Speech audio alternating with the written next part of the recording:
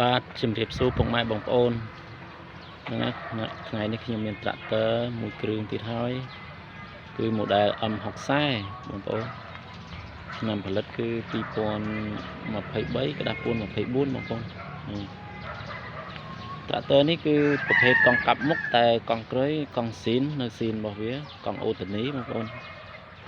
កង់អូតូនីនេះកាឡាវានៅខ្ទង់ 90% 90ជាងបងប្អូនបាទ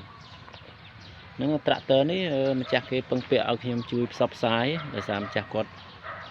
ត្រូវការលុយអញ្ចឹងបងប្អូនម្ចាស់គាត់ត្រូវការលុយបន្ទាន់បងប្អូនហ្នឹងហើយគាត់ចង់ឲ្យខ្ញុំផ្សព្វផ្សាយជួយលក់ឲ្យអញ្ចឹងនឹងត្រាក់ទ័រនេះតម្លៃធូរសមរម្យទេបងប្អូន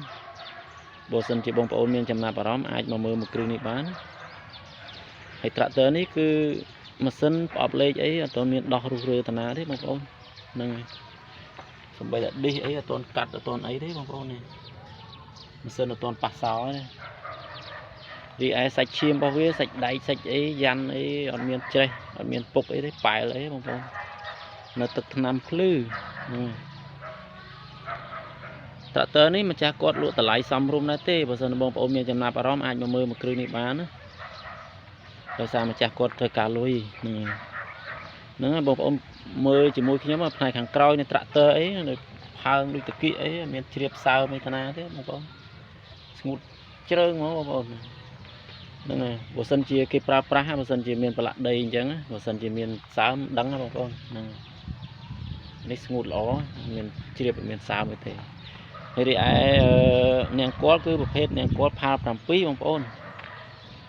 គល់វាផាល7ហ្នឹងហើយត្រាក់ទ័រនេះគឺផែនត្រាក់ទ័រស្អាតបងប្អូនមិនមានធ្វើការទិញយកទៅជួសជុលរុះរើធ្វើតាណាតាណីទេបងប្អូនដោយសារត្រាក់ទ័រនេះស្អាតស្រាប់ហ្នឹងហើយបញ្ជាក់បងប្អូនត្រាក់ទ័រនេះគឺមួយឈុតស្រែបងប្អូនមានទាំងនាងគល់ប៉ែរុញនិងគប់វាយដីបាទត្រាក់ទ័រនេះម្ចាស់ប្រើដៃមួយបងប្អូនអត់មានទៅប្រើតកង់ណាញ៉ៃញ៉ៃប្រើអីអាឡែអាឡាទេបងប្អូនដោយសារដៃមួយម្ចាស់គេប្រើថែហ្នឹងហើយបងប្អូនមើលជាមួយខ្ញុំនេះដូចផ្នែកខាងក្រោមនៃត្រាក់ទ័រអីប៉ុងមុខអីអត់មានជ្រាមអត់មានសើបតាណាទេបងប្អូនណាកន្លែងខាងប្រអប់លេខប្រអប់អីស្ងួតល្អហ្នឹងហើយបើសិនណាបងប្អូនមានចំណាប់អារម្មណ៍អាចមកមើលមួយគ្រឿងនេះបានបងប្អូនហ្នឹងហើយធានាថាស្អាតហ្នឹងហើយបងប្អូនអាចតាក់ទងមកខ្ញុំបាទតាមរយៈលេខទូរស័ព្ទក៏បានតាមរយៈឆាតឬក៏តាមរយៈ Telegram ហ្នឹងហើយខ្ញុំបាទមានតែប៉ុណ្្នឹងសូមអរគុណសូមជម្រាបលា